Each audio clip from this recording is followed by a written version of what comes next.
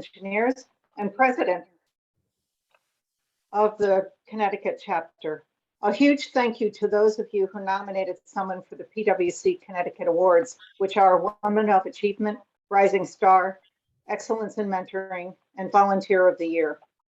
To celebrate our award winners' achievements, we have decided to postpone our awards program until we can all be together in person, which we expect will be in April. Our scholarship program is open with applications due March 16. Visit our website at www.pwcusa.org for more information. We encourage applicants who have submitted before to do so again. A student can apply and be considered every year they are working towards their degree in the AEC industry. That goes for undergraduate and graduate programs. Our sincerest thanks to our board, volunteers, members, guests, and sponsors who help make us a success. We are grateful for your help in fulfilling our mission. If you have not already done so, please consider sponsoring an upcoming event, volunteering, or continue to attend a program.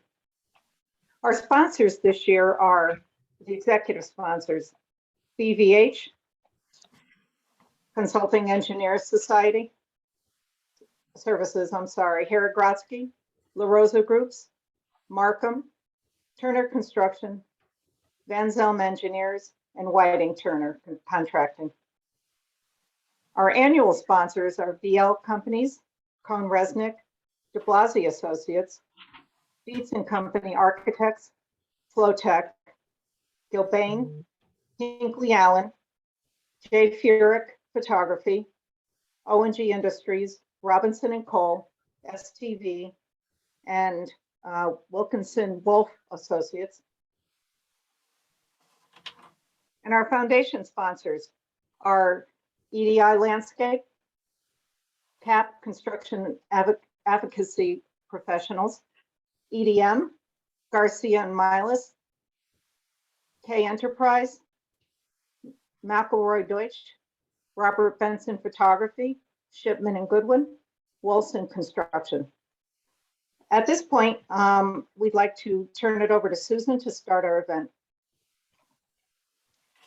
Good evening, everybody, and thank you all for joining us this evening. Before we introduce our speakers, I always like to acknowledge and thank our technical gurus, Kathy DeFrancis Vittorio of Fuss & O'Neill and Amy Ray of EDM Architects. Kathy and Amy work diligently behind the scenes of every program to keep our events delivery seamless and transparent, and all of you connected and have your audio working. We could not have kept PWC's programs alive during the pandemic without Amy and Kathy. I'd also like to thank the members of the PWC Program Committee who work extremely hard on all the preparations for this and all of our PWC events. They are Laura Ann Askloff of Shipman and Goodwin LLP, Patty Bellato, Van Zelm Engineers, Kathy DeFrancis Vittorio of Fuss & O'Neill, Amy Ray of EDM Architects, and Tanya Catolo, SLAM Construction Services. To maximize the time allotted to us, we will focus, as always, on the program content rather than on extended introductions. So I am very, very pleased to introduce our panel for this evening, representing 4 generations of our workforce. In alphabetical order, they are Angela Cahill, AIA, Lead AP. She is an associate principal at QA+M Architecture. Kathleen Cloud, who is president of M. Frank Higgins and Company Incorporated. Taylor Gladding Crouse, a project manager with the Gilbane Building Company. Jackie Laramee, vice president and principal of Network Design and Construction. Robynne Orr, project planner, School of Medicine and West Campus at Yale University. And our moderator is Judy Nitsch, PE, Lead AP, BD+C, founding principal retired of Nitsch Engineering. I'm now going to turn the program over to Judy's very capable hands. Thank you, Susan, and thank you also, Patty, and the team that put this program together. I'm delighted to be part of a PWC Connecticut event again. I've spoken to you before, and it's great to be back. So tonight's program is very interesting. I want to tee it up to give you a little bit of data to help you understand it. And in case anybody was wondering, I'm the boomer of the group, so of the 4 generations. According to Randstad, which is a national staffing agency, of all the people working in construction, women comprise only 10.3%. 10.3%. Even smaller is the number of women on the front lines of a job site, only 1 for every 100 employees in this industry. Considering that women make up 40% of all employed individuals in the United States, this means that the construction industry is benefiting from only about 1.25% of women in the workforce. Their loss. It'll get better, I promise. Women working in engineering occupations increased from 3% in 1970 to 15% in 2019. 1970, I had my first summer job during college for a survey civil firm in Terriffill, Connecticut. And we were prohibited, the 2 women engineers were prohibited from going on construction sites in 1970. So put that in perspective. In architecture, only 17% of registered architects were women in 2020. Among the reasons for the gender disparities in the AEC industry, it has been documented that female and minority architects, designers, and engineers earn lower salaries than their male peers and are less likely to hold positions of leadership. Mothers in particular lose out on career and salary advancements, and female role models and mentors are scarce. Our panelists today represent all of the major AEC industry disciplines, as well as 4 of the generations in today's workforce. They will share with us their experiences, lessons learned, and thoughts about the future of women in their chosen fields.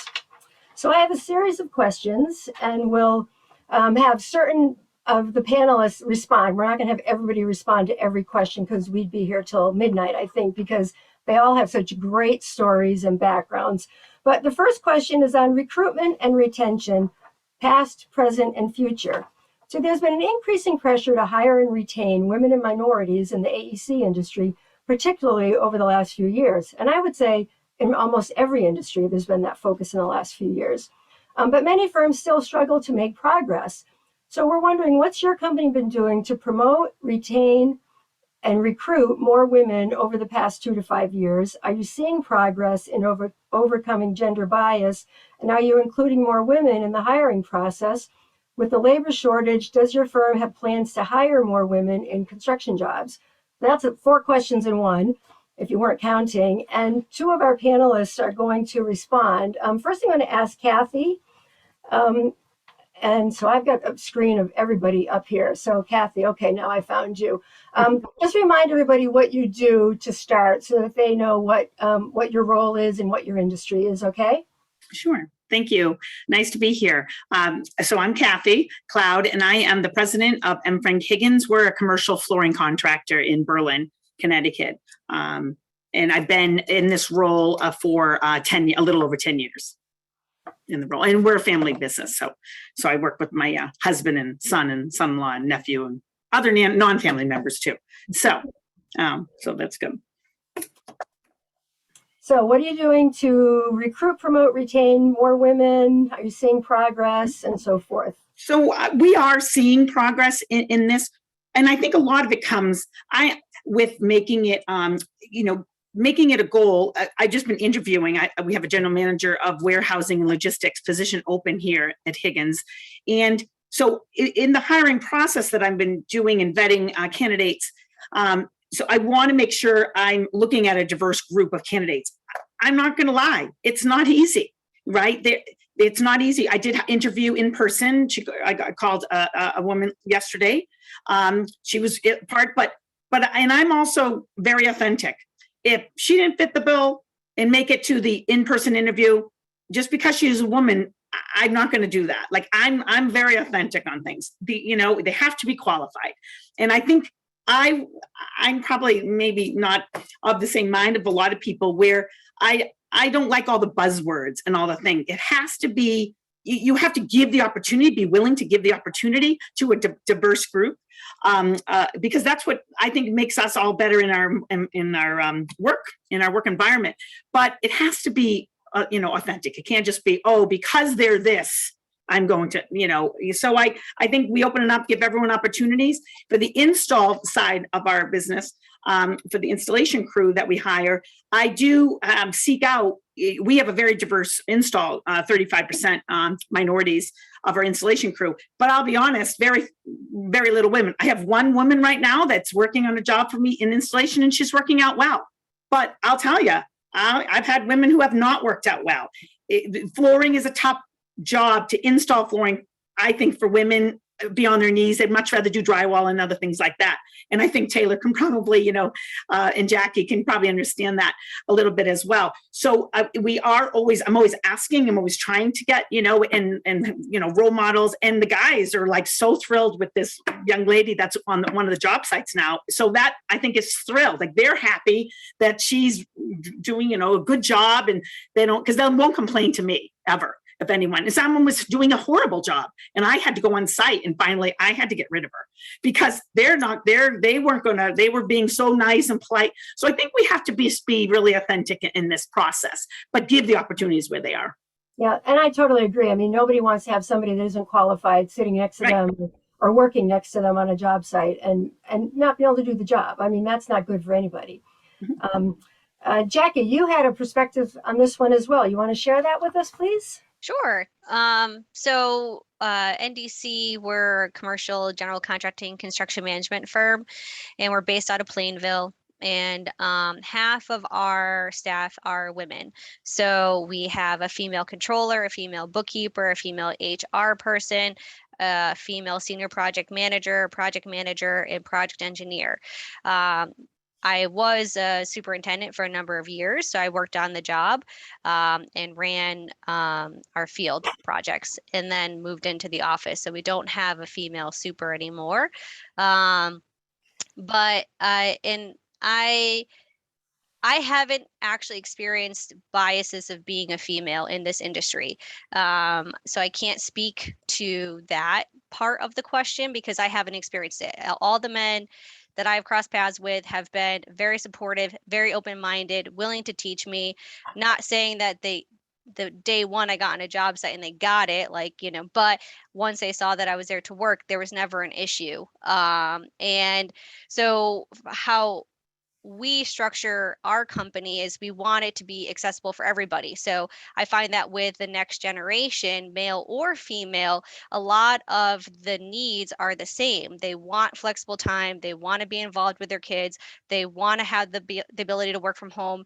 So because I think that in this next generation, men are also taking a much more hands-on role of helping to raise kids, getting them to sports and whatever.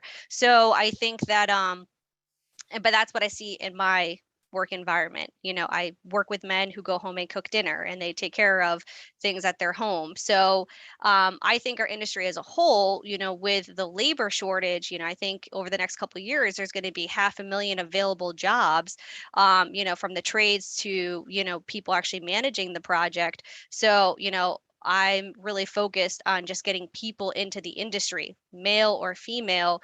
We're going to need people to install the floor, install the drywall, put up the ceilings, and so on. And so I think that it's going to be a natural growth of women coming into the industry because there's just going to be so much availability of opportunities. So that's been my experience and how we handle it at our organization. That's terrific, Jackie. You had commented to me when we spoke the other day that I think you said more than half of your employees are women, and it's not a conscious decision. But in fact, you get a lot of referrals. And I would say that's a really good clue for everybody here that, if you're working at a company and they're hiring and you have friends that are looking for a new job and they could do that job, refer them to your company. I mean, they already know somebody there, so it'd be a lot more comfortable for them. And, you're not gonna suggest it to them if they're not qualified. So, Yeah. I thought your comment about referrals was wonderful. Yeah, we have gotten a lot. Mostly we gotten a lot of female referrals. We have gotten male referrals. And I think part of it is the fact that, we do a lot of training in our company. We're super supportive of people, in their personal lives and what have you. And so a lot of times when people are wanting to make a change in their career and someone knows them in the industry, we do get a lot of referrals based on those relationships. And even yesterday, actually, after we talked, someone that I know, she recommended her friend who doesn't have construction background to our company for an entry level position. And our project engineer, she started as an admin and was just amazing. And so we moved her into a PE position and she's learning. So, it's the right person and the personality and the work ethic, and whether they're open-minded to learn, I think Yep. is what creates success for people in Yep, the industry. that's perfect. Yes, thank you. So I'm going to move on to question number 2, which is, hindsight is 2020. It's 2022 though now. So now, if we could go back in time further than 2020, what one piece of advice would you give your younger self? Questions under that: do you have women as mentors in your firm, or are you a mentor? Do you have a mentor currently, and how important is that in your career? And I'd like to start with Angela on this one. And Angela, just remind everybody what you do and who you are, okay? Sure, thank you. Can you hear me okay? Yep. Okay, great. So I'm an architect. I'm an associate principal at QA+M in Farmington, and I've been practicing architecture for a long time. Also highly involved in our industry organizations, and love PWC, been coming here for a long time. Actually, this organization really helped me get my start, so thank you. So hindsight, I used to feel the way Jackie says. I've never experienced bias, but looking back, actually now, I did. It wasn't as prevalent. It was more really unconscious bias that exists out there. The little sneers of like, oh, you've got to go do daycare pickup because the guys didn't do that at that time. Well, now they do. Saying that family comes first, but then if you're not there at 7 in the morning and you leave before 6 at night, you're, the bad guy. So now I think things are better, but it was pretty tough at the time. And I think also looking at companies where it's all male leadership, it's really hard to find minority leadership. Fortunately, we have a minority principal here, and now we have 2 of us females in senior leadership, which is great. But if you're at a company that doesn't look like you, and the leadership doesn't represent you, that's probably not the place you should be. So seriously think about being at a place that supports who you are. So that's my hindsight. Mentoring, yes, I do a lot of mentoring, and I have mentors for myself that I continually draw on. Currently mentoring in the AIA Connecticut's 4x10 program. It's open to not just architects. We have other people that come in, and my specific group is focused on career development. We've been doing it all through COVID. We meet once a month. So to take 1 hour out of a month to get together as a group and talk about specific topics is just such a plus. It's a plus for me to hear what my mentees' thoughts are. Some of them are my age, some are younger than me. And I think it really works. So quite a few of the girls in my group have received promotions since we started. So really happy about that. And I hope to continue influencing people, even if they're my competitors. Well, that's terrific. We appreciate that. Let's see. I think I'll jump to Taylor. It's not quite in the order here, but just to give everybody a first chance to speak. Can you talk about, first of all, tell us what you do in your company, and then what's your hindsight and advice and mentoring comments? Yeah, so I'm Taylor Gladding. I'm a project manager with Gilbane Building Company, which is a construction management firm. We have a local office in Glastonbury, Connecticut. And I've been with them for my entire career, for about 10 years now. I think I'll start on the mentor piece. So I think having mentors is very important to any career. And I don't think that you're ever too old or have too much experience to benefit from a mentorship, at least as far as I can tell so far. As a woman in construction especially, I think it's particularly beneficial to have at least one female mentor in your career. When I first started working for Gilbane about 10 years ago, I was extremely lucky that the project manager that I was assigned to was a female in construction and was a boss. She was this young, bright, talented, powerful woman, both at home and in her career. that I looked up to and immediately established a mentorship with. As Judy mentioned early on, that's rare, that to have women in leadership positions that you can form seamless mentorships with. So I was very lucky, but I don't think that I would be where I am today without that mentorship. So my 2020 would be to anyone that isn't as lucky as I was to benefit early on in your career from a mentorship and a female mentorship if you're a woman in the construction and design industry would be to seek it out. As Angela mentioned, there are organizations like PWC that have mentor programs or that just provide you with the resources to meet other people, other women in the industry, and establish those relationships. And I think it's really important to do early on because that's really when you're establishing the trajectory in your career. I try to be a mentor to others as well. I started off in the PWC mentor program as a mentor, and now I'm on the committee for that program. And I try to reach out to some of our younger individuals here at Gilbane. I was involved in our internship program for a while, and I love to go speak to colleges and try to recruit more women into the industry. Well, that's awesome. We appreciate it, and we need more people like you talking about what we do and how much we like it. Robynne, you're next on the owner's side. Can you share what you do and who you're with, and then talk about the mentoring and the hindsight? Sure. So Robynne Orr, I am an architect by training, but currently I work with Yale University as a planner for the Midwest, the School of Medicine and West campuses. In terms of mentoring, I can't really say that I've ever had a mentor. It's interesting, Angela, it wasn't until you kind of said that I don't think I've ever worked for a firm that has had a woman as a principal or a minority as a principal. It's been a very interesting journey, and I think kind of looking back, if I had to kind of speak to myself, I'd really talk about resiliency and having to be resilient and finding kind of an inner path, an inner guide, an inner drive to keep that going. Also really kind of being intentional, to kind of think about what it is I want or what it is I'm looking to kind of gain, my goals, and really just going for it. I think those are probably the two biggest items that I would kind of really go back and tell myself. In terms of mentoring, I participate in ACE, or actually up until this year, I've been a mentor with ACE for about 5 or 6 years.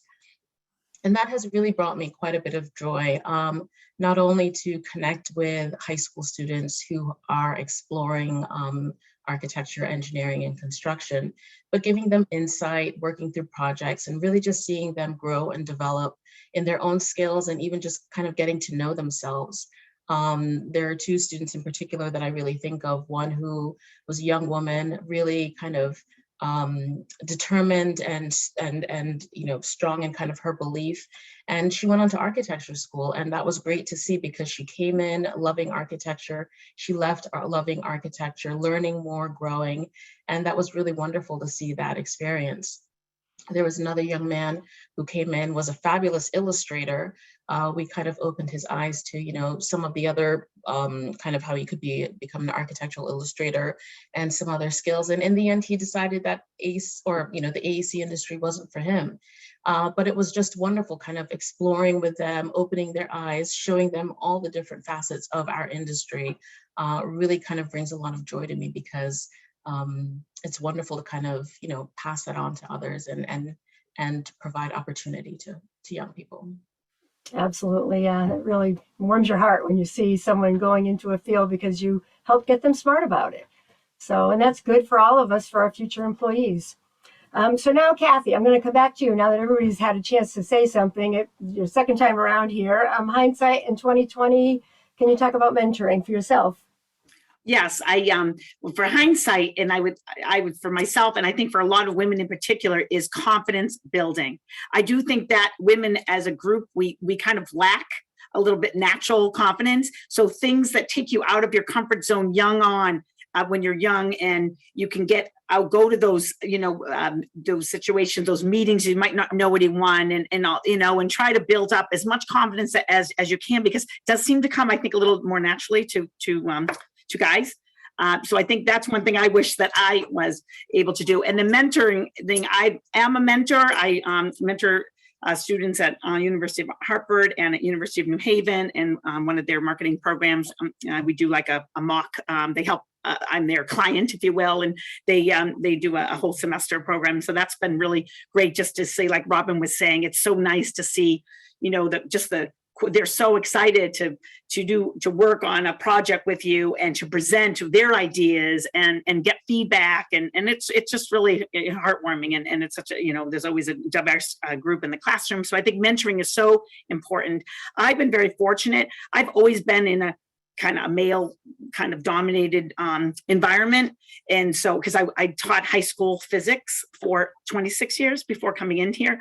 So the physics world had mostly men teachers. So all my workshops I went to since I got out of college at 21, there was like usually the only girl in the room many times at these conventions and things.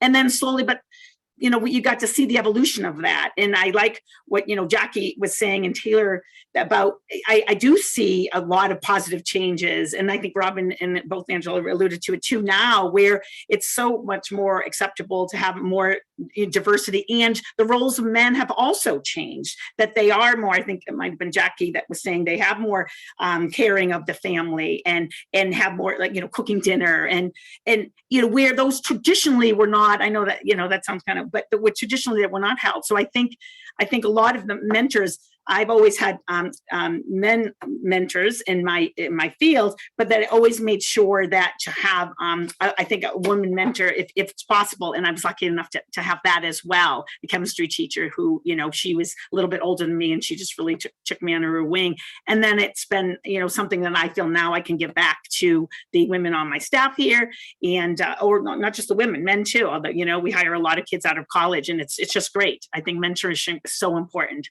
for anyone, both men, women, everyone. Yep, that's awesome. Thanks. Before I move to question 3, I just want to make people aware in the chat, we have a wonderful affirmation of the AIA Connecticut 4x10 program. And there's also a link, or if you want more information on it, to reach out to Angela. So question number 3, we've talked about recruiting and so forth, but we also find that women are leaving STEM fields. Men and women have similar reasons for enrolling in professions like engineering. And they describe being good at math and science in high school, and they want interesting, well-paid professional opportunities in the future. And then throughout college, men and women succeed equally in the classroom. But it's been observed over time that women start to doubt their problem-solving abilities more than men. For many women engineering students, their first encounter with collaboration is to be treated in gender stereotypical ways, mostly by their peers. While some women initially describe working in teams positively, many more report negative experiences. And just a quick sidebar here. So I'm a WPI grad, and they have a huge project program for all kinds of activities. And they found out that women were given the recording and the marketing aspects of a project, and the men were given the harder things. And so they put a conscious effort into, okay, each of you should take something that you're not comfortable with. If you're not comfortable with speaking, you should do that part. If you're not comfortable with writing code, you should take that on. The purpose is to learn something new, not, do the thing that's easy for you. So I think all of us have to make sure that we're looking at people and saying, you're good at that, but it would be good for you to learn this. And in fact, one of my favorite expressions at work was, this would be good for you. And many times they would turn it back on me and say, this would be good for you to do to help us. So think about that. How can you suggest to people, try this or go to this program or build this skill because it'll be good for you? So the questions are, how do we address gendered tasking and expectations among teams in classrooms and at the work site? And should we be putting a greater focus on increasing the number of women in faculty and corporate leadership positions? I'm going to start with Jackie on this one. You had some strong opinions on these questions, and I think we'll start with you, and then the other contractor, Kathy, will have a few points to share. Okay, so I'm gonna preface my response with the fact that this is based on my experience and what I've seen through college and being in the industry. So I this question, Jeannie and I talked about this yesterday, and I always find this question, because people oftentimes will ask, like, what is it to be a woman in construction? And I'm like, I don't know, probably the same as being as man, because I go to work. So my goal is always to be better at what I'm doing, and to put the time in. And so when I read a question like this, or hear about this type of thing, I feel like I know it's meant to open a conversation, to give women the opportunity to have this conversation, but I also feel like it actually holds women back, in the fact that it's almost suggestive in that, for women to be successful, they have to work with women or be mentored by women. And it may be I've just been really lucky in the fact that I've just worked with really great men, so, I started in the field as a carpenter. So day one, I was told, go to the job site and find Chip. So I have no idea who Chip is. So I sit in the parking lot, and every man that walked in the parking lot, I'm like, are you Chip? Are you Chip? And finally I find Chip, but from day one, I was expected to learn how to frame like the guys, put drywall up like the guys, and I had to keep up with them and do the same productions. There was never any sort of expectation that I wasn't going to keep up with them. And I've learned how to estimate for men. I've learned how, my bonding agent is a man, and he's helped me understand like how I can be bonded, and making sure that I keep up with that obligation for our company. I've learned how to read our financial statements from our male CPA, so all of these men have taken the time to teach me. And, from the first time that I've been out on site, I've asked the project, when I was working in the field as a carpenter before I moved into on the GC side of our organization, I would ask the project manager on that job for the GC or the super, why do you do this? Why do you work for this company? Why did you get into construction? Or ask the plumber, why did you become a plumber? Why are you still a plumber? Because I wanted to know, like, why are you here? Like, and why, essentially almost like, why should I stay in construction? Because this was still really early in my tenure of getting involved in the construction management program at Central. And I had all male teachers at Central. I had one female teacher who came in like later in my career, and I have a great relationship with her. Even to this day, I see her a couple of times a year. But those men that I learned from even in the classroom taught me a lot. And I had a lot of male classmates. And so, I think that we all have an opportunity to learn from each other, male or female, whether you're an architect or contractor, engineer, whatever. We all have a role to play on a job, and we all have a role to play in this industry. And so we can't guarantee, just because I'm a female, someone else is a female, that we're going to have the same life experience and that we're going to be on the same page about things. Because believe you me, I'm sure if that professor from Central could go back and reflect on the conversations we had, we agreed about nothing, but we had great conversations. And so, I think that I would want, I understand there's probably a comfort in being exposed to women early in our careers and our classrooms, but it's also not reality in the fact that we're always going to be surrounded by people that are like us. And so, and I have no idea, because I've never been a teacher or a nurse, but like, in teaching programs, are they asking how we could find male kindergarten teachers? Or in nursing programs, are they asking how we could find male nurses? I don't know, maybe they are. I have no idea. But for me, I think it's more, I'm super focused, and one of my big priorities, which is why I'm involved with the CEC, is how do we get people in the trades, male, female, how do we get them to stay? How do we get them to understand the hard work that they're putting in amounts to a really worthwhile career, and that they stick with it even when you're working in the rain or it's cold. And and Taylor, you've been on job sites, it can be really cold, it could be really hot, you could be stuck in the rain, and those are not pleasant days. So how do we get people to like work through that and continue? Those are the things, male or female. So I think for me, it's more of how do we get people to get into the trades, and how do we keep them? Because at the end of the day, if we don't have people to build our buildings, it doesn't really matter if we're working with men or women in our companies. We need the people to build the buildings. So that's a huge part of my focus, is not necessarily the classroom or the corporate environment, but it's the field. How do we get people into the field? Because that's where we're really lacking support. And I think everyone's bottom line is how do we get the best and the brightest to come and work with us? Absolutely, yeah. So the second person for this question is, let's see, is Kathy again. So you want to share what your thoughts are on this? Sure, thanks. Yeah, I'm known for talking a lot, sorry. But no, I think I was kind of surprised on this because teaching physics, I had, and now maybe some of it was attributed that I was also a woman teacher, but the gentlemen teachers were wonderful too. And we had 50-50 in my class, and I've been out over 10 years now from the classroom. So I was kind of surprised, and then I have a daughter who's a PhD chemist, and she works with a lot of women and men. And so I was kind of surprised at those statistics that they're leaving the STEM fields. I guess I was just surprised at the statistics. And so I'm kind of right on what Jackie is saying is we are trying to, I think the answer is a little bit of everything, right? I think we need, in construction, we need more everybody, right? We need more men, women of all kinds, because in the fields, to work in the fields, to work in project management, in the office, in estimating, we need more of everyone. But I do think we can encourage more women by just the fact that we building leadership roles. I think Angela talked about that, in women leaders in companies, in corporate, and in faculty as well. Because I did see more girls not be afraid to take physics in my 26-year career. I saw I was a little more friendly, I guess, if you will.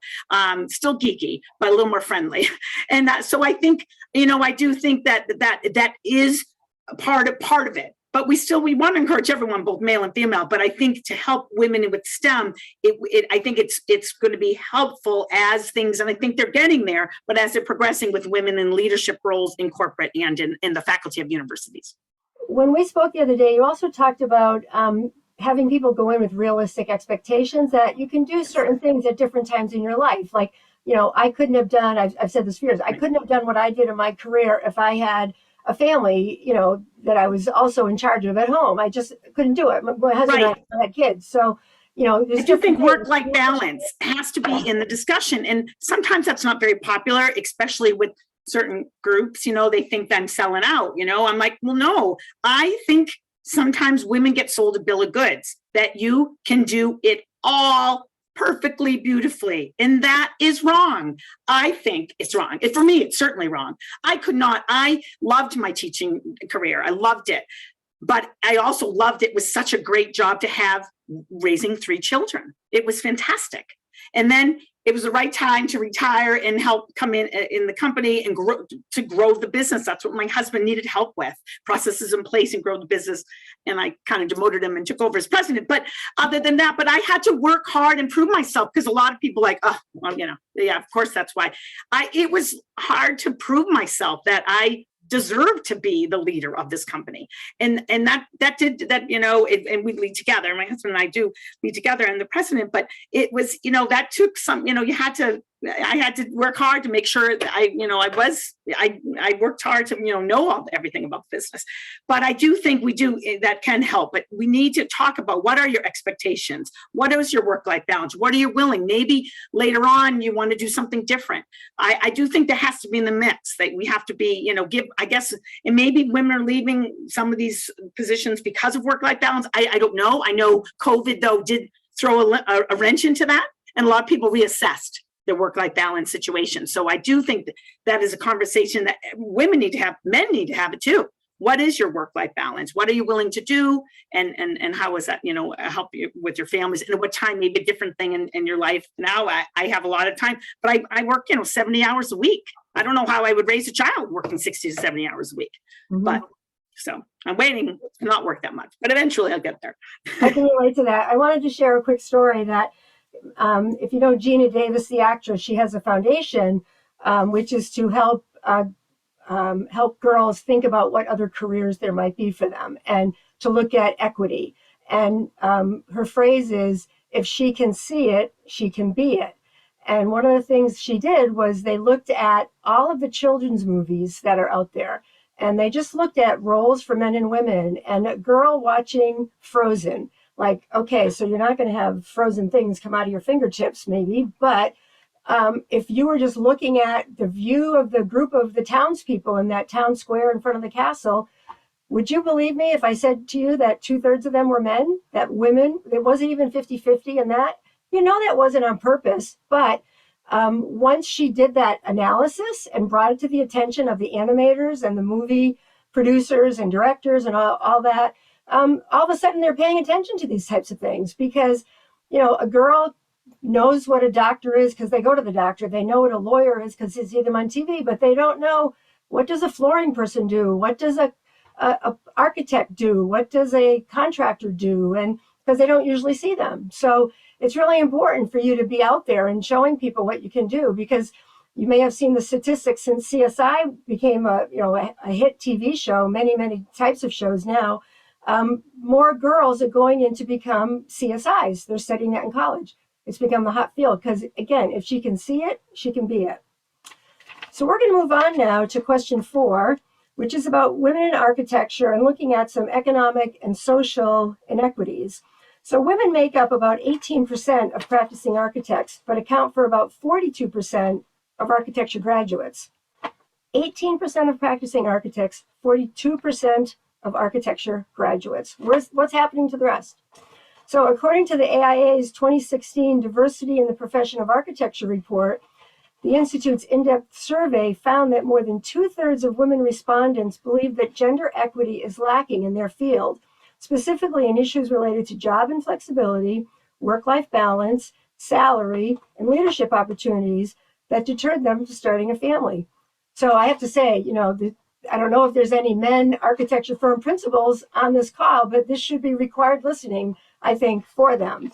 So the questions are, could you share with us what your experience has been as an architect in our industry? What can or should we do better going forward?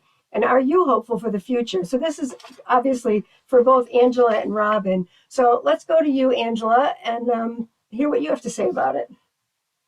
Okay, well, nice segue from the previous question, actually. You know, I do recognize that we need a ton of people to enter the design and construction industry. We've got to fill the workforce. There's a certain, big problem with that. But for me, I'm looking at this a little more globally, or I guess maybe I should say nationally, that we have a systemic like racism problem in this country. Let's not beat around the bush. It's a problem. And the reason the ACE Mentor program was started more than 2 decades ago was to help, even out the industry, to make sure that we had an even number of races and genders involved. And it's still trying, but I think we've come to understand that even though there's been efforts for decades, we're not closing the gap. So, we need to change, and we need to all get on board with this, and we need to give opportunities to women and minorities. We need to give them boosts and assistance, and give them an advantage over others. And some may disagree with me on that. I actually had somebody tell me about a year ago that they were tired of the race discussion. I was like, okay, we've only been having this a short time. I was really kind of offended at that. So anyway, there's a lot of ways to help the situation.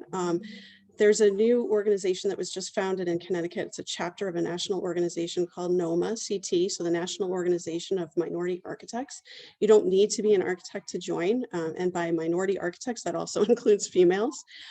So that chapter was started. I was a founding architect of that chapter, and the AIA Connecticut has a JEDI committee, so Justice, Equity, Diversity, and Inclusion.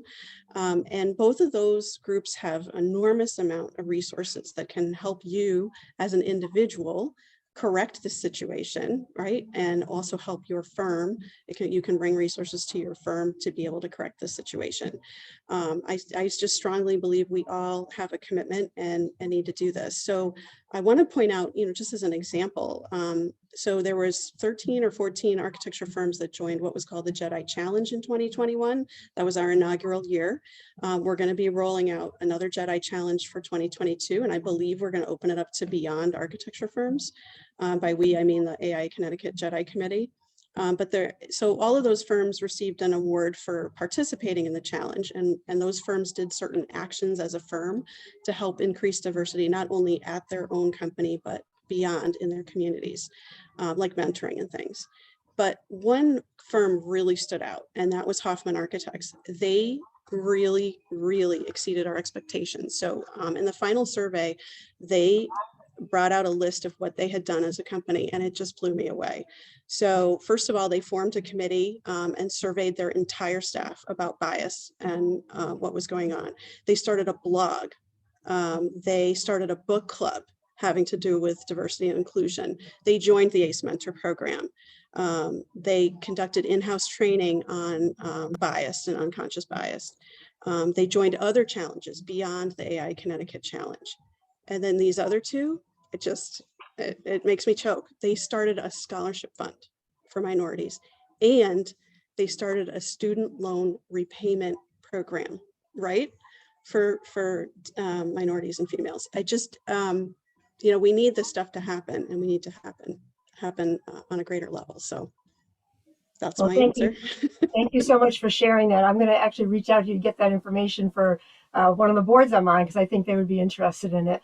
So Robynne, from your perspective, what do you think on the economic and social inequities and your experiences, and what should we be doing going forward? Both Angela and Kathy gave me a lot of, there's so many things I want to respond to. I don't know where to start. I guess I will start first with a little bit about kind of my story and my experience in the industry. I mean, like so many other women in the architecture field, when I was in school, there were 4 women in my class of 35 students, and 3 of us were international students as women in architecture. I was pretty fortunate in my early years to, even though my closest friends were all guys, we were all immigrants. Either our parents were immigrants or we were immigrants to this country. So we had that bond, and we really kind of connected. And for me, I had my son when I was young, and I was the only one of my group who had a child at that point in time. And I don't even want to say I forced myself, because I don't think it was a conscious decision, but I kept up with my friends. And because my friends were guys, like we shared, and they shared with me and they cheered me on. So when we were talking about salaries and when we were changing jobs, like those guys were my sounding boards, and I would ask for what they were asking for, and they would tell me what to ask for what they were asking for. So I was pretty fortunate in that respect, that like those were my peers, and that is who I was kind of keeping up with. Kathy, to your point, I had a woman who was, like a wise woman in my life. And very early, she told me that as a woman, we can have it all, but having it all doesn't mean having it all at the same time. And that was quite freeing for me, because when my son was younger and growing up, I was able to focus on him the best that I could. Again, still trying to keep up professionally. And there are times that I wish that I could have focused on him more than my career, but hindsight. But that was my focus. He was my priority. Now that he's off and launching and being successful in his life, I now have the time to kind of refocus and find myself again. I now have the opportunity to get engaged with organizations like this group and others. And I now have the time to kind of flesh out a lot of other things and interests that are near and dear to me. So in any one moment, I'm not going to have everything. I'm not sure I really want to have everything, because that has got to be a lot of stress and pressure. But when I look back over the arc of my life, over the length of my career, over my experiences, I would have had it all, because at different stages and at different times, I was able to dive in and give 100% of myself to that particular experience or task. Angela, it's funny you said that somebody was tired of having that discussion. I mean, imagine being a minority, like we might be tired of having this discussion too, right? I mean, I think people just want to have an opportunity. And that's the thing that's very interesting about kind of unconscious bias. Like I said, I've never worked for women. I've never worked for a minority. My ambition has had to be what is within me and what is within my peer group. And so that can be challenging when you never see yourself. And in turn, people who are principals or in positions of power, they don't see themselves in me.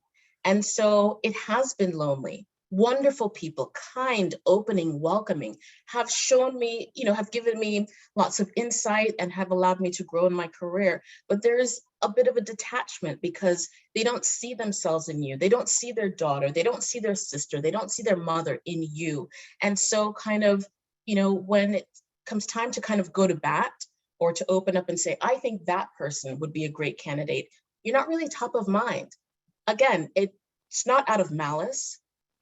People are welcoming and warm and will share, but because there is not that personal connection, or because there is that kind of gap, certain opportunities might not come your way. And, you don't ever want to kind of sit and say, well, is it because, or is it because of that?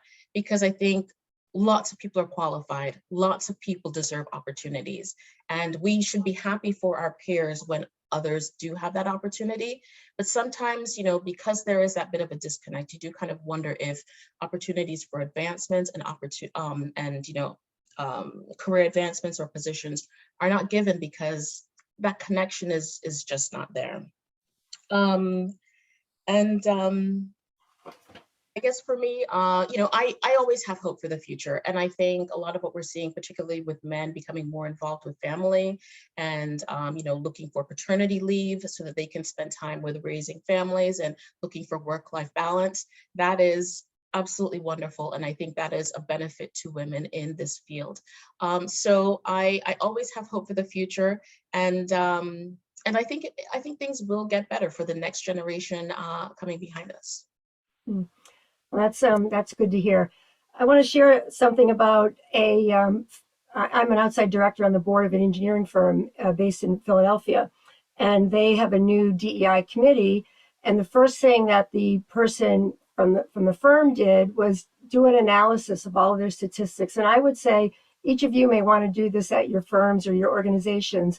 She started with each one of their disciplines and looked at how many resumes did they get for positions, how many of those resumes were people that were interviewed, and how many of those interviewed then came in for a second interview, and then how many got job offers, and how many actually took the offer.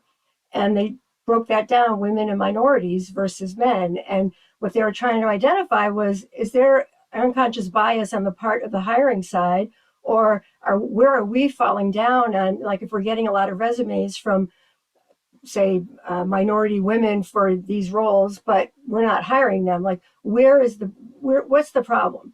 And there's a lot of people saying we've got to fix it, but if you don't know what the problem is at your firm, you first should do that. And the firm that I'm on their board, they have 30 offices around the country, so they could have a manager in one office that is totally unconscious bias, or someone that has no bias at all and they have a very diverse staff. So it's important to understand, like, where are we doing well and where are we falling short? And that will help inform us as to what can we do about it.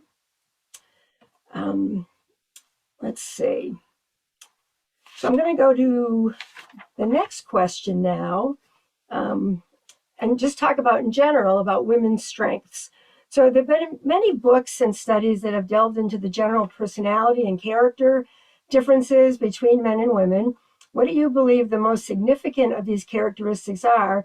How do they benefit your role in your firm in terms of creativity, communication, multitasking, leadership, performance, or anything else? And I'm going to start on this one with Taylor. You weren't really on a lot of the questions yet, and now you're on a bunch. So if you can share what your thoughts are about women's strengths, and you actually told me a wonderful story about a mentor, so if you can share that too. Yep. So of these skill sets that you mentioned, I think communication is the most important in the construction and design industry. It's obviously a very team-oriented industry. You need individuals that are creative, and you need individuals that are leaders. You need individuals that perform well at different things, but without communication, you have a disconnect. And I also think that it's somewhere where men and women also tend to, where you tend to see differences between men and women. Years ago, someone pointed out that a man is more likely to ask for a promotion even if he's not prepared for it, whereas a woman wants to be 100% prepared for that promotion before they'll go and ask for that. And I think that it's very similar in communication, at least personally. When I started out early in my career and I would sit in meetings, if I wasn't 100% sure that I knew what I was talking about, I kept my mouth shut. I didn't say anything. I remained quiet in meetings. And I went to school for engineering, but I knew very little about construction from prior to college and even during college. I really learned it post-college as I was in my career. And we have to root our Patty, can you mute yourself, Patty, please? Can one of the admins try to mute Patty? Okay, great. we're all Thank set. you. Sorry, Taylor. Go ahead. No, it's okay. It's okay. So I found that men were probably more likely to speak up, even if they didn't necessarily know what they were talking about, whereas I would keep my mouth closed, and at the end of the meeting, I would probably say something to my manager at the time, and they would say, "Why didn't you say that during the meeting?" And so I see that as a significant barrier for women, unfortunately. And Judy, when you and I were talking yesterday about this, you pointed out actually a really good piece of advice, that one way to be more comfortable speaking out during a meeting would be to join that meeting early and maybe start to have conversations with the folks in the room before the meeting even starts. And so you've already said something, or maybe make sure that you have a point to say something early on, so that when you have a point to make or something to say later on in the meeting, you're a little bit more encouraged to do so. So I'm standing on this panel of tremendously outspoken women, it seems like. So you guys, I don't know if you're necessarily the norm, but I do feel that a lot of women tend to be quiet and not speak up, and we should encourage them to do that,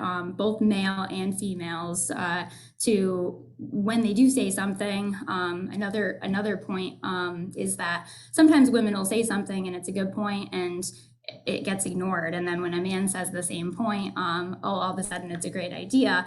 I think we need more advocates in the room for women who have good contributions to meetings, to speak up for them and say, no, actually, Judy said that 5 minutes ago, and it was a great idea when she said it. I'm just reiterating it. So I think that it's somewhere that we can improve, and I think that it'll take all the folks in the room, both men and women, to work on that. Thanks for that, Taylor. There's three words which I'm sure people here either have heard these words or at least know what they mean. So bro-appropriation is when a woman says something earlier in the meeting, it doesn't get traction, and then the guy takes credit for it 5 minutes later.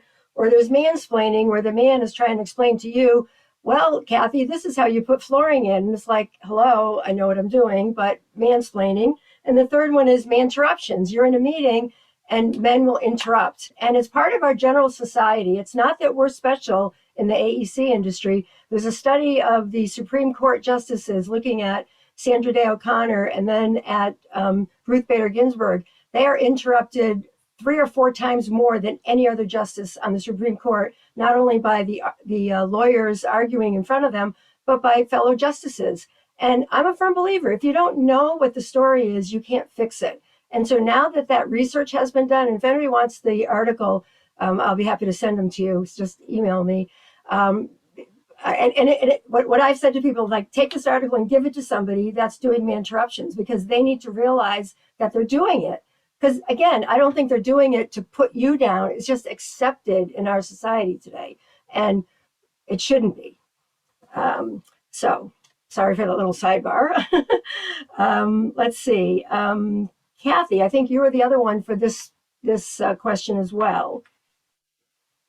Oh, yes, thank you. So I kind of agree with, I do agree actually with Taylor as far as communication. I think women are better communicators overall. And sometimes some of the things that you were talking about with Judy and some of the things Taylor mentioned, kind of stamp on that a little bit. But women are very good communicators, and I at meetings, I think it is important for us all to support what others are saying. I do think we're also good multitaskers. Sometimes we're too good at it, and we take on more tasks because we volunteer, I think, a little bit more readily. And so we take on a lot more, you know, but I look at that as a strength overall. I am still the note taker at a lot of our meetings. I have to admit this. You know, and I'm looking around, you know, we'll have vendors come in and explain, you know, all kind of new products and how they work and new flooring great things. And I'm like, well, why isn't anyone else writing anything down? Oh, you write everything down. You'll tell us. Well, I'm like, well, no, you need to, you know, so I'm still kind of the note taker, even no matter what role I'm in, but, you know, but we need to encourage other people to, I'm trying to get a lot of the guys that are in my office to, you know, take notes. That's how you remember, especially the young guys that we hire out of college. So I'm trying to get that I think that's a good skill. Multitasking and note taking, and you know, that's a good way to learn too, different modalities. So I think women have a lot of inherent strengths in the construction areas already, you know, and then we just need to highlight them and have others, you know, lift us up as well. I do think a weakness that we have though in leadership is I think Taylor mentioned it, is the confidence thing about asking for that raise, right? We want to have it perfect. You know, it's our baby. That project is our baby. And we want to have it wrapped up perfect with bow. And we need to that's hard to unlearn that, if you will. But I think it would do us much better if we didn't have to be perfect before we ask for that next thing. Maybe ask for that, whether it's a promotion or a raise or more responsibility or being the lead, you know, we can do it. So I do think those are great. Yep, that's great. I would add one thing is that if anyone here has a chance to become registered or certified or accredited in whatever your field is, you should do that. Because I know when I was a young engineer, I didn't look my age. As soon as I got my PE, people realized, oh yeah, she really is an engineer. And so, and especially if you're a minority or a woman, like people are going to think you just got there because you're filling a quota or something. And I've had that happen to me so many times in my career. And then you start to talk and they realize, oh, she knows what she's talking about. But I would say, you know, get your AIA, get your AICP, get your lead AP, your construction supervisor's license, your PE, you know, whatever it is in your field, because first of all, it doesn't hurt when you're going for a promotion or asking for more money or anything because you now have a new credential. But it also, before people even hear you open your mouth and say anything, they already have an image of, oh, well, this person is a registered architect. So they'll have a certain impression of you. So now we're going to take a little bit of a right-hand turn and just talk about COVID, the elephant in the room. So, you know, we're in a different time right now. Life is different during this COVID-19 era. Your work and your professional goals may have needed to change to work within the constraints that has placed on all of us. So what have you been doing to break your goals into manageable steps and create the small and large victories in your personal and professional lives? And so, Angela, can I start with you on this one? Yeah, so this is a tough question because COVID's continuing to evolve. I was literally talking to somebody about it at lunch today, and it was different. My thoughts were different than they were when you and I spoke last week. So, you know, COVID hit us by surprise, right? Unless, well, you know, I read a lot of dystopian books, so I wasn't really surprised. But, you know, I mean, it's scary. There's a ton of really bad stuff that happened with COVID. We lost a lot of loved ones. It was terrible. But I get the sense that sort of at the beginning, everybody sort of had a self-check and say, okay, well, wait a minute. Health, mental and physical health is of prime importance. So, okay, we've moved from like regular life, work-life balance, family first, you know, all those we've hopefully been doing for a while. And now it's like, wait a minute. We all need to make sure we're taking care of our mental and physical health all the time. You need that time off. You need that week off. You've got some symptoms. You're not sure, whatever, it's there. And it made me think about our industry in particular, because our industry, we're so personal about our projects. Literally, like Kathy just said, and I have a whole talk about this, our buildings are our children, right? They're our babies. And, you know, from dating our clients, right, to get business, to having, you know, birthing them onto the construction site, that literally are our children. So we're very emotionally tied to what we're doing. So for those of us in the design and construction industry, how do you mentally separate yourself from your job, right? And especially if you're working at your home office with your kids in the background doing their work, it was just inseparable. So, a lot has come out about how, you really need to take time to recognize and step away from your work, recognize that it's just work, right? You might care so much about what you're doing and want to be that perfect, but you've got to recognize it's just work. So I think the tough thing is that I feel like we were starting to learn to slow down and say, okay, well, maybe we should work a little slower, be a little healthier, plan on taking time off when somebody gets sick or whatever. It's not. 2022 is like hit us like a bang. There's so much work. There's so much money, infrastructure money coming in. Everybody, it's not. It's like it's even worse than it was before, right? We were all crazy. So I'm sort of in turmoil right now of like, okay, well, we need to manage, but I'm glad there's so much business. So, I mean, I guess my assessment is to be determined. But I think, we all need to just keep a check on yourself. Like every couple of days, just check in. Are you doing okay? Is your family doing okay? Are you overloaded? What do you need to do? Make sure you're living and working healthy, and at the same time, you're being productive at work. Well, that's great advice. Thank you. Jackie, what are your thoughts on this? So we only worked from home for like a month when COVID first happened, and then we all came back into the office. So we don't have an open floor plan. So almost all of our employees have an office with a door. So it was really easy for us to transition back into the office after that month or 6 weeks, whatever it was. It was a very short window. And prior to COVID, we had an employee who we were actually promoting her to senior project manager at the same time that her husband was getting a promotion, and he worked for UTC, and with his promotion came a relocation to a different state. So we instead of letting her go, we said, well, let's see how this can work, and just work from home. We'll fly you up here when we need you on site. And then COVID happened, and then everyone was working from home, so it wasn't really weird for her to be working from home. And so that actually was a blessing in the fact that when COVID did happen and we'd be on meeting, when we already had the remote meeting thing set up because she was working remotely, so we had Teams set up. And then we would talk to her about how COVID is impacting the Atlanta market versus how it's impacting this market. And, maybe they shut down for like 2 weeks, and then it was like it never existed. So it actually encouraged us to start looking for other opportunities outside of Connecticut and New England to see if there were opportunities in that area. And it turned out that there was a lot of overlap. So one of the things that came from COVID was that we started to look in that market, and we're working on starting to actually do work and build our company down there.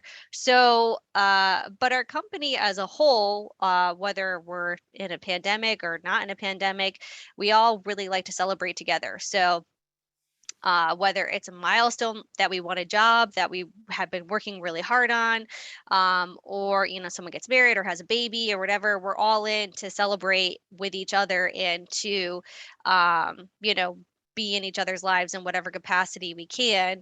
And I just say that to what Angela said, that COVID had forced people to slow down because things had stopped. And so even for us, we had lost some work because of COVID. We're a much smaller company. And so a lot of our projects were just getting started as opposed to, being like halfway through, or so some things just got canceled. But we took the opportunity to go back to the drawing board and say, what do we want our company to look like when we come out of this? We were thinking it's going to happen, in 6 months, we're going to be back to normal or whatever. And all of us as a whole spent the time to talk together about what we want our company to look like. What type of projects do we want to work on? What type of customers do we want to work for? So COVID really gave us an opportunity to realign our goals and to look for new opportunities, and we continue to celebrate the way that we always have historically pre-COVID. So there's pros and cons to that happening. Yep. And I think it's awesome that you're still doing all the celebrations in the office, because that to me is the one thing I miss the most, is seeing people and celebrating. And so people probably don't know this, but I had retired April 1st of 2020. But we actually shut down March 14th, I think was the date. So my retirement party never happened, in the office, the outside one. And I never really got a chance to say goodbye to people. And so I can't wait till we can all gather again and celebrate and, you know, just be able to see people. So it's awesome that your company is still doing those in-person celebrations. Congratulations on that. Thanks. So everybody, I am on question 7, which everyone will answer, but it looks like it's 6:41. It might have another 10 minutes or so at the end. So if you have questions, can you send them to either Kathy, which is listed as a host as Professional Women in Construction, or Amy, and I'll ask them to filter the questions and ask me. It's going to be too hard for me to monitor the chat and also pay attention to what I'm supposed to be doing here. So we'll have them pick the questions, and we'll get to however many we can, since we're supposed to end at 7 o'clock. So our last question is to get the words of wisdom from our marvelous panelists here. Can you offer us any parting words of wisdom, advice, or support to those in our audience who are working in the AEC professions? And what I'm going to do is I will ask each one to participate, but I'm going to share a fun fact about each one of them, because, you know, I look at, and I'm going to pick on Angela because she's my first one. You know, I look at Angela and I think, wow, she's really awesome and what she does and so forth. But her fun fact is that, and earlier she said, I forgot what I told you. I said, it's 3, 2, 1. She told me she's a single mom of 3 kids, 2 dogs, and a horse. And she's a, you know, senior leader at her company. So yeah, talk about work-life balance and can you do it all and so forth. And can you have boundaries? And, you know, clearly, Angela, you've got boundaries and you're giving back in so many ways. So I think you have quite a superpower there. So, and I thank you for sharing your fun fact with us. And if you can go on though now to talk about some parting words of wisdom, advice, or support. Right. Yeah. Well, you could just call me crazy is what it is. But, you know, it's one of those female qualities of not saying no. So I guess, you know, just recapping on what everybody was saying, I think, you know, all of us bring so much value in so many unique ways to this industry. So it's important that we all, you know, recognize what your specific value and strengths are and talents. Instead of spreading yourself thin, maybe there's a way you can focus, you know, both for yourself and your career advancement as well as your company. You know, what can you contribute? What can you contribute specifically? What are you best at that you can contribute to your company's growth or to the industry in general? I love to see all of us like improve. I think architecture was rated as one of the professions that's evolved the least, you know, right in front of hunting. Right. So it was like some survey by the Brookings Institute or something said that. So like we need to evolve. And the young practitioners at our office are going to be being different architects than we are now. So, you know, what can you do to evolve what you're doing, the way that you're working, the way you're practicing, the way you use technology, the way you design, and the way that you build? Just think about that. Just think long term. How can you contribute and make this industry better? Awesome. Thank you. Next, we have Kathy. So Kathy's fun fact that I was going to share was that she was a physics teacher for 26 years, but she already let that cat out of the bag. So I have another one about her, is that she's feels lucky and blessed because she has 5 grandchildren, 6, 4, 3, 2, and 1, who all live in Connecticut. Mm-hmm. So, and Kathy, what are your parting words of wisdom, advice, or support? And so my parting words, and it goes a little bit along the lines of what Jackie was saying, but in your company, see what you can do or come up with ideas. I guess it would take being back, you know, to the office, which we are, but cohesive team building, you know, kind of get everyone in the office, men, the women, everyone to interact positively, because we need that. We need the fun stuff. So we have a position that we need to resurrect, because since COVID, we haven't really formally resurrected it. We do a lot of things, but we call the fun czar. So, and it goes, different people are the fun czar. And they, you know, whether it's, what's that, axe throwing, you know, get together, a happy hour, or just, you know, kind of blow off steam. I think it's important to have a fun activities for everyone in the office, all different, you know, from all different walks of life, you know, just to kind of just gather together and celebrate each other, like Jackie said, is so important. And we find that it can really help. It just helps the culture. It's about culture. Is there something you can do at your company to help improve the culture? Right, right. it's often said people don't leave companies, they leave bosses. And, if they're not having a good time, if they're not enjoying it, if it isn't a good relationship, they're likely to leave. So I think it's important for all of us to make sure that everybody has a good relationship with their boss. And if there's some issue there that, okay, if you've observed it, you should make sure you figure out how can you do something positive about it. Next, we have Taylor. And I have to say, I think I was asleep at the switch here because I didn't write down a fun fact. But I will share this, is that Taylor was sharing with me that she had worked on a bunch of projects because we had 7 LinkedIn connections that were similar. And I said, oh, what about this architect? And she said, oh, I've worked on so many projects with Jim. And so I, of course, emailed Jim right away. And he said, oh, I've got a town school committee meeting tonight, so I can't be on, but Taylor's worked on so many projects with me and she's awesome. And I mean, he just went on and on. So my fun fact is that I have a friend who's a fan. So there you go. If you've got a better fun fact, Taylor, please share it. I don't have a better fun fact. So She just got married. She just got married, by the way. Oh. Right? So she's a newlywed still. Sorry, I had to interject. That's okay. No, that's fine. That's a fun fact. And my husband also works for Gilbane. He's in construction too. I don't know what I would do without being married to someone who gets it, honestly. Yeah, that's a good point. So my parting words of wisdom, I'm going to go along the same lines of communication and speaking up. We've kind of talked about being an advocate for yourself and having people that are advocates for you. My parting words of wisdom are pretty simple. It's ask questions, ask a lot of questions, and do it early on. When you come out of college or a trade school or wherever you are before you enter the industry, you're not expected to know everything. And people want to teach you. Jackie, I'm sure when you were in the field, you found that the carpenters wanted to answer your questions and tell you about what they do because they have that knowledge and they want to share it with others. And you can't Google everything. You can't learn everything in a book, especially in this industry. And so the biggest resources are the people that you're surrounded by. And it doesn't get any easier to ask questions if you are timid during the early years of your career. And then you realize 5-10 years later that you don't know something because you didn't ask a question. It's no easier to ask that question then than it was 10 years ago or so. So ask questions. Don't be afraid to ask questions. There's obviously a time and place. If you're sitting in a meeting, don't interrupt and ask a bunch of questions. Maybe write them down and then talk to someone after the meeting. But don't be afraid to ask questions. Yep, that's terrific advice. Thank you. Next, we have Jackie. And, you haven't really talked a lot about this, Jackie, but first of all, she said she loves Monday. But her fun fact is that she's chair of the Southington Cheshire, Construction Education Center. So it's 2 different things. It's the Southington Cheshire Community YMCA, and then the Connecticut Construction Education Center. It's an affiliation with the Connecticut ABC. So it's their apprenticeship training for open shop companies. Gotcha. Okay. She's very active though. And I think you actually, Jackie, you need to share your YMCA story because I think that's so great about the woman that you had met there when you were in high school, I think you said. Mm-hmm.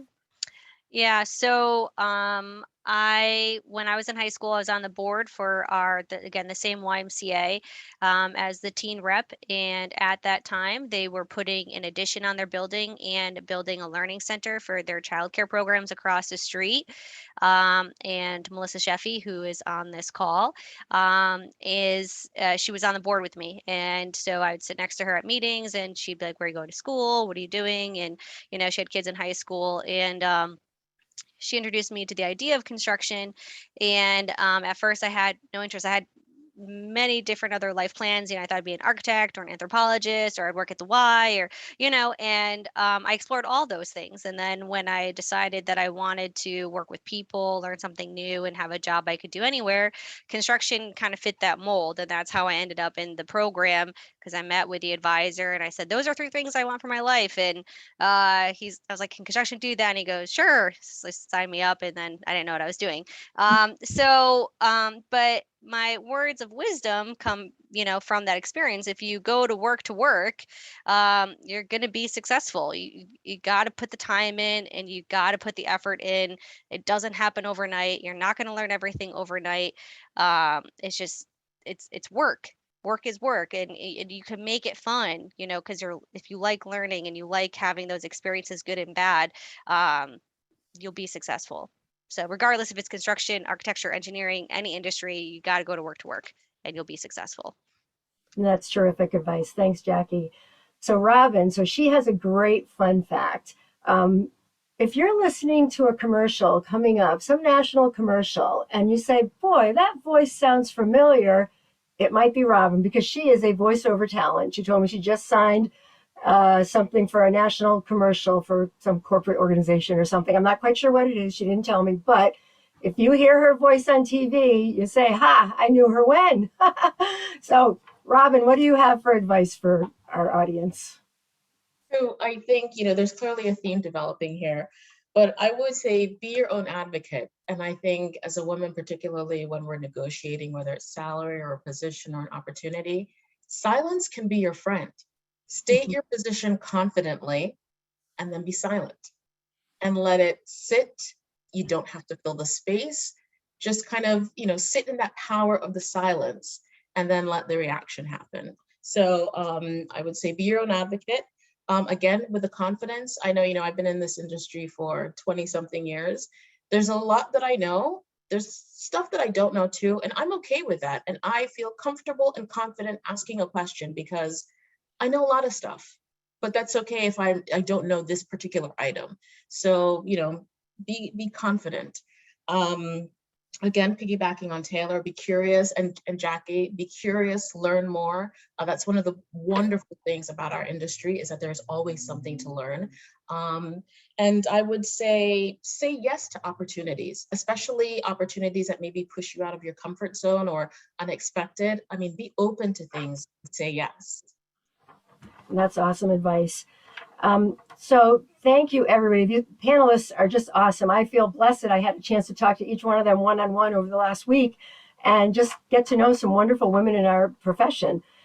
This concludes our formal program, but I'm going to ask Kathy and Amy if they have received any questions from the audience. There are no questions from the audience. Oh. I did want to mention that for those of you who didn't know, Susan Lavis is an expert axe thrower. So in case any of you meet her on your team, she is an expert. Woo-hoo. Okay. So I give you a run for your money. Yep.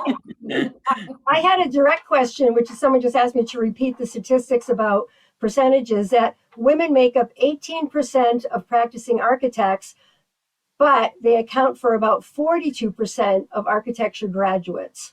So I think that was the question that I had. It's way up in the chat at this point, but and I don't see any others. So do we have anybody that wants to just come off mute and throw a question out there? If not, we'll end 5 minutes early. Going once, going twice. Okay. I don't see anything. So this concludes our program. And Susan will rejoin us now just to deliver our closing remarks. And I will just say for my last words that 2 things to remember. Mentoring brings joy. One of the panelists, I think it was Robynne, said that. And that if your company doesn't have an opportunity for you, why don't you just offer to become the fun czar? I think that would be a great role. Create an opportunity for people to get together and get to know each other and have some fun. I mean, God knows we all need to have a little bit of fun in these times. So offer to help do that. Be the fun czar. I'm going to do that for my next career, my encore career, I think. Actually, I want to interrupt. We actually did have a question. Okay. Somehow it got direct message and I didn't see it. But the question is, have any of you had negative experiences with a woman supervisor and how they handled it? So has anyone had a negative experience? I'm going to just take a look, and why don't you raise your hand if you want to share a story, because I can see the panelists on the top of my screen. Anybody have a negative experience? Yeah, I can't think of one because similar to Robynne's, I've never, so I've been at like 4 firms in my life, and I've never even been, there's never even been a licensed female architect at the same firms as me. It's just crazy. So yeah, no. Anyone else? I haven't had it with a female supervisor, but I had a client who was a female who was really tough, and she's top, most rude, inconsiderate, awful woman, but she's smart. She has like every letter after her name, MD, MBA, 5 other letters that I don't even know what they mean. But she was just like not nice to me, to the people that worked on our job. And so she was probably the hardest client that we've had to work with and tried to impress. So yeah. So at the company I was at before I started Nitsch Engineering, it was called Allen Immersion Major in Nitsch. I had a client who was a real estate developer that sounded like the same person you were just talking about, Jackie. She called the president of the company, Larry Allen, and was like, she must not like working with women and blah, blah, blah, blah, blah. And Larry was like, what are you talking about? I mean, he just like stood up for me. It was so awesome. And, you know, we finished her project, but she was not anyone we ever actually tried to solicit any more work from because, you know, life is too short to work with clients that aren't fun and appreciate you. So if you're doing business development, only go after the ones that you like and trust and that appreciate you. So that's my parting word of wisdom. Any other questions? That is it. Okay. Susan, are you back? You are back. Yes. I'm back. So thank you all of you, all of our attendees, all of our wonderful panelists for taking the time to be with us this evening. It's just been a wonderful discussion and point counterpoint this evening. I truly am grateful that you're all with us tonight. So also special thanks to our PWC Connecticut sponsors, because it's through your generosity that we're able to fulfill our mission to support a vibrant and viable future for our industry, as all of you are working so hard to do. We hope you'll join us for our next virtual program. And yes, this one is going to be virtual too, on Tuesday, March 1st. It will be Construction Chiefs Navigating the Path Forward. So on behalf of the board, we wish our panelists and all of you a wonderful night. Nice to see you all. Thank you so much. Take care. Bye.